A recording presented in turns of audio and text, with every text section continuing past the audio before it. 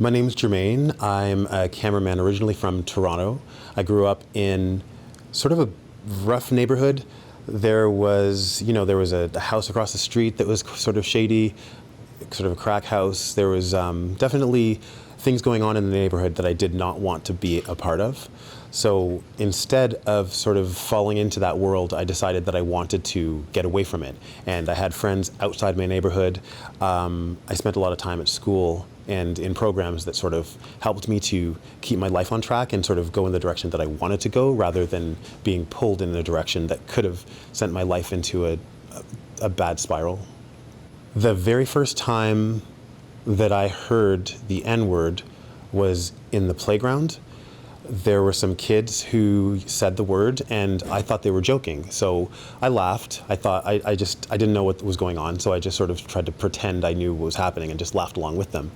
But they made sure that I knew that that wasn't supposed to be a joke. So they said it to me again.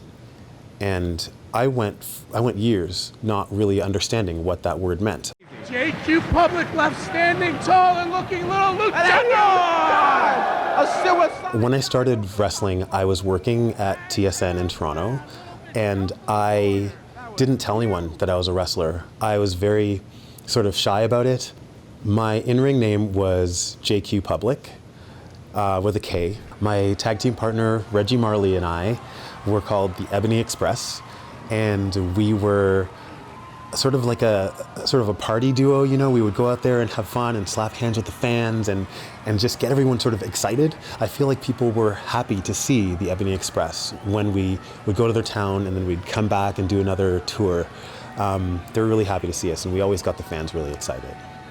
There was this one time, these guys just decided that they had a problem with the fact that I had come to their small town, come to dance in their club and have a good time. The 7 of them discussed while I was standing there, and they sort of blocked my exit and just sort of talked about whether or not they were going to beat me up that night.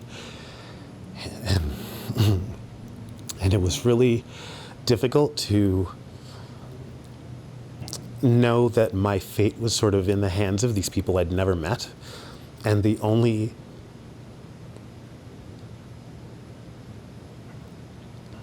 thing about me that they knew was that I was a black guy. My wife and I come from different worlds. My wife was born in Saskatchewan.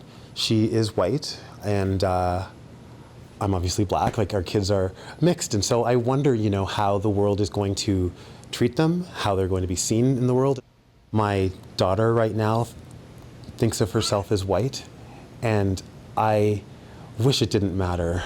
But I feel like there's going to come a day where someone teaches her that she's not, and she's going to have to react to that. And obviously I'm going to do what I can to prepare her for that, but the world is a tough place sometimes, and they're going to have to learn a lot on their own.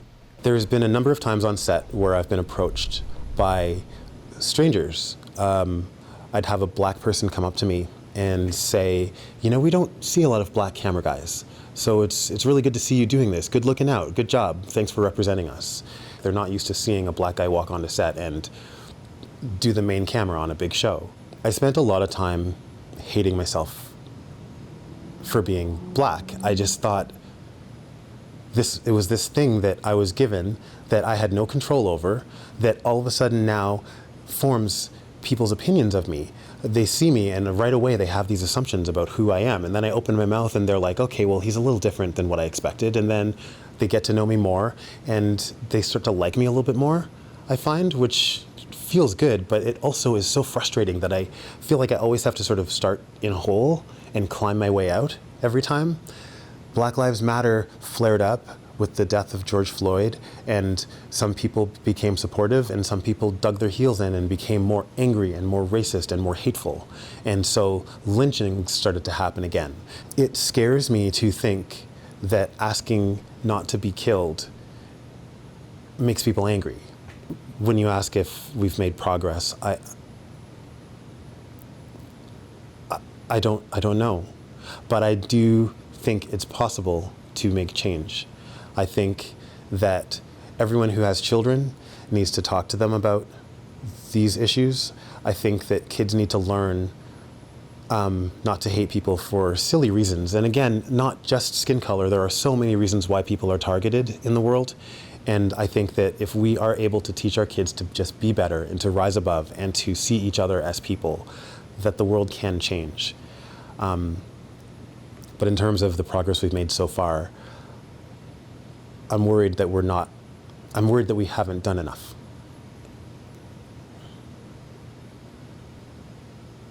There's a lot more to do.